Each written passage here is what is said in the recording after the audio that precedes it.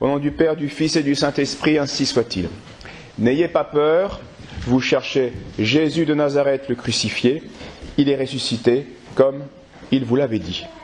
Ces paroles ne concernent pas seulement ces femmes du jour de la résurrection, et ni simplement le corps du Christ ressuscité. Ces paroles valent pour nous et pour notre propre mort. Et ainsi, il faudrait les traduire de cette manière. N'ayez pas peur, vous ressusciterez, vous aussi, comme il vous l'a dit.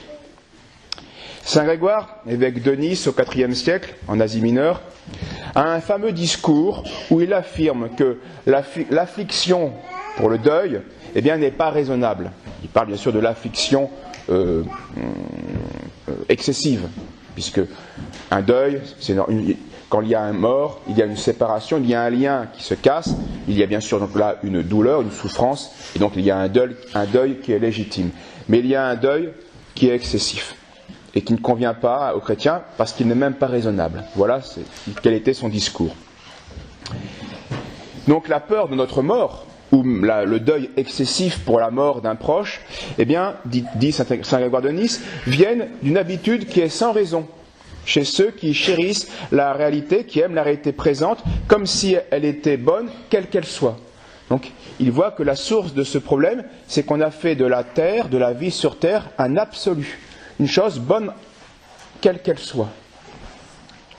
Et c'est pour lui une déraison qui vient de nos passions, qui donc ont troublé l'usage de notre raison. Alors, en cette fête de la victoire de la vie sur la mort, il convient de méditer son discours, dont je vais commencer aujourd'hui à vous donner un aperçu. Donc, toutes ces réactions, la peur de notre mort ou le deuil excessif face à la mort d'un proche, viennent, dit Saint Grégoire, d'une méprise sur le véritable bien, sur le vrai bien, le vrai et souverain bien. Le vrai bien, dit Saint Grégoire, pour qu'il mérite pleinement le nom de bien, doit être à la fois bon en soi-même, par sa nature, mais l'être de façon identique pour tout homme, et en tout temps. Car ce qui n'est bon ni pour tous, ni toujours, ni en soi-même, indépendant de toutes les circonstances extérieures, ne saurait être jugé comme étant le vrai et souverain bien. Ainsi, donc, est exclu du souverain bien, les éléments de ce monde. Il donne des exemples, l'eau, le feu. L'eau est un bien, on s'en nourrit. Oui, mais quand on se noie dans l'eau, l'eau ne devient plus un bien. Donc ce n'est pas le souverain bien. Le feu est dangereux, il brûle nos maisons. Oui, mais l'hiver, il nous réchauffe. Vous voyez bien que cela ne peut pas être le souverain bien. Parfois, ça devient nuisible. De la même manière, explique Saint Grégoire de Nice, le corps, ou les biens extérieurs comme la force, la beauté, la noblesse d'origine, la richesse, les pouvoirs, la célébrité, bref, toutes ces choses du même ordre ne peuvent pas être le souverain bien. Il remarque aussi cette chose évidente, mais qu'il est bon de réaliser. La vie terrestre que nous partageons tous n'est qu'une succession de va et vient. Ainsi, nous aspirons l'air et nous l'expirons. Ainsi, nous rentrons dans le sommeil pour dormir et nous en sortons pour agir. Ainsi, nous ingurgitons de la nourriture pour ensuite la rejeter. Bref, notre vie est faite de va et de vient. Une succession en plus de choses contraires. On ne peut pas à la fois dormir et agir, c'est contraire. Pourtant, il faut faire l'un et l'autre selon son temps. Donc cet état de notre vie ici terrestre, dont la caractéristique est à la fois de se remplir et de se vider de choses et d'autres, ne peut pas convenir au caractère du vrai bien et souverain bien. Car il est impossible que la notion de bien s'applique également à des choses contraires.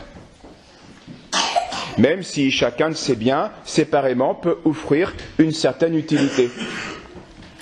Si donc notre vie terrestre ne correspond pas au caractère du souverain bien, il faut logiquement convenir que quitter cette vie, que passer hors d'elle d'une telle vie, ne nous sépare pas du vrai et souverain bien véritable, qui ne peut être que éternellement immuable et identique. Donc ceci est important à comprendre, c'est évident, même si cela peut être difficile à accepter ou ça peut nous surprendre, mais quand on réfléchit, oui, perdre cette vie, ce n'est pas perdre le souverain bien, c'est perdre un certain bien, mais pas le souverain bien. D'autant plus que lorsque notre âme est séparée de notre corps, eh bien elle est débarrassée de toutes les contrariétés que nous avons énoncées, toutes ces contrariétés terrestres, et notre âme va subsister sans son corps. Et par le souffle de l'Esprit de Dieu, qui est source de vérité et de sainteté, eh bien, l'âme reste, même séparée de son corps, capable de bien-être spirituel. Tous les saints le savent par expérience. Donc, et cette vie que l'âme peut connaître, eh bien, est bien heureuse, elle est pure, car les plaisirs des sens ne peuvent plus l'induire en erreur dans son jugement sur le bien. Donc, dans ce cas, qu'a-t-il d'atroce dans le départ des personnes qui nous sont chères, si elles partent pour ce bien-être spirituel? Et on voit tout de suite que le deuil excessif n'a plus sa place. Voici un passage de Saint Grégoire. Rien donc ne peut justifier ce deuil, si ce n'est que l'on trouve triste que ces êtres qui nous sont chers et qui nous ont quittés, eh bien, passent à la vie dépourvue de passion et de troubles. Cette vie qui n'a supporté la douleur d'aucun coup.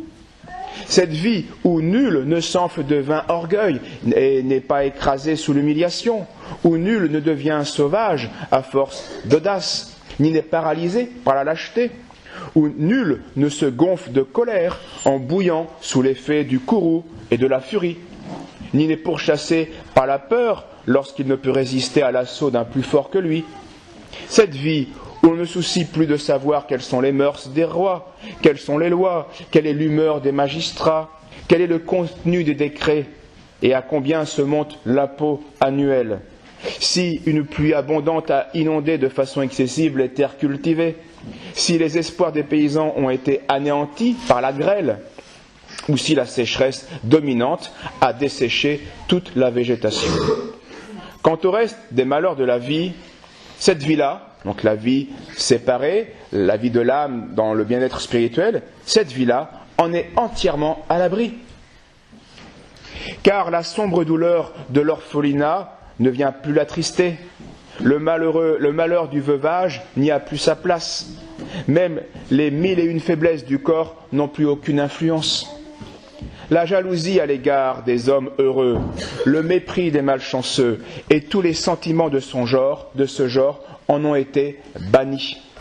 Une égalité dans la parole et devant les lois règne dans la paix en toute liberté sur le peuple des âmes. Chacun ayant ce que de son propre choix il se sera lui-même préparé. Et tout est là. Chacun ayant ce que de son propre choix il se sera lui-même préparé. Si au bien quelqu'un a par irréflexion préféré quelque mal, la mort n'en sera pas responsable, puisque la volonté a choisi librement ce qui lui semblait bon. Et là, on comprend que la peur de notre mort, en fait, la mort n'est pas responsable de l'après-mort. C'est notre choix qui en est responsable. Et en fait, nous craignons peut-être plus souvent la mort à cause du choix que nous avons fait ici-bas, qui va se réaliser, où nous allons aller avoir ce que nous méritons. Voilà qui est la raison profonde, en fait, de la mort. Parce que la mort ne change pas, en fait, la bonté de notre âme. Elle nous fait seulement passer d'un état à un autre état. Alors, dans ces conditions, pourquoi craindre la mort? Pourquoi s'affliger excessivement de la mort de nos êtres chers? Pourquoi se lamenter excessivement de nos défunts? Puisque s'ils l'ont choisi, ils ont ce qu'ils ont voulu, et donc une paix, une liberté, en toute liberté et dans la paix. Ce bien-être spirituel auprès de Dieu. Alors en vérité, donc nous craignons et nous gémissons parce qu'en fait nous ne sommes pas encore entièrement, dit saint Grégoire de Nice, entièrement purifiés des passions qui nous troublent dans nos jugements. Car si nous n'étions pas aveuglés par ces passions, nous comprendrions que ce sont ces défunts, dit saint Grégoire de Nice, ces défunts qui nous ont quittés, qui, eux, plus légitimement, gémiraient sur les vivants, qui sont comme des détenus dans un cachot. Et la comparaison est très belle, vous allez voir ce qu'il dit. Habitués que nous sommes à leur sombre séjour et vivant dans l'obscurité, donc des passions qui nous aveuglent, eh bien ceux-là croient que le présent est agréable et sans tristesse. Et s'ils se lamentent sur ceux qui sont morts, ceux qui sont sortis de la prison, c'est par ignorance de la lumière qui accueille ceux qui quittent l'obscurité. L'image est très juste. Nous sommes habitués à cette prison terrestre. Et parce que quelqu'un la quitte, nous croyons qu'il l'a quittée pour quelque chose de très triste. Alors que pour ceux qui ont choisi la paix et la liberté, donc le bien-être spirituel, ils ne font que avoir ce à quoi ils ont aspiré. Ils quittent la prison. Les gens à plaindre, c'est nous. C'est pas les défunts. Si donc ceux qui sont nés dans le cachot, donc c'est toujours la comparaison nous-mêmes, dit saint Grégoire de Nice, si donc nous connaissions les spectacles de l'air libre, donc la comparaison est évidente, eh bien ils ne plaindraient plus ceux qui sortent avant eux de la prison, comme si c'était un bien qu'ils perdaient. Il est donc vraisemblable que ces derniers trouvent digne de pitié la vie misérable de ceux qui sont encore enfermés. C'est aussi, me semble-t-il, ce que feraient ceux qui ont quitté la prison de cette vie. S'il leur était vraiment possible de verser des larmes de compassion à l'égard des infortunés, de gémir et de pleurer sur ceux qui sont torturés par les douleurs de cette vie, parce qu'ils ne voient pas les beautés immatérielles qui sont au-dessus du monde. Les trônes, les principautés, les puissances, les seigneuries, les armées angéliques, les assemblées des saints, la cité d'en haut, la réunion céleste de ceux dont le nom est inscrit dans le livre de vie.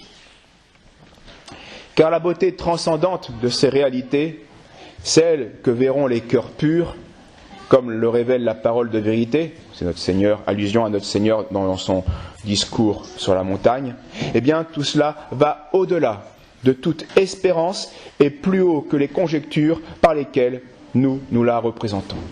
La difficulté est là, c'est que cette transcendance de la cité céleste est tellement transcendante qu'il n'y a rien vraiment qui puisse nous donner une image exacte du bonheur, des beautés immatérielles qu'il y a d'être avec la divine Trinité. Alors pour essayer de mieux comprendre ces réalités, eh bien il faut surtout suivre la consigne de saint Paul de cette fête de Pâques qui va...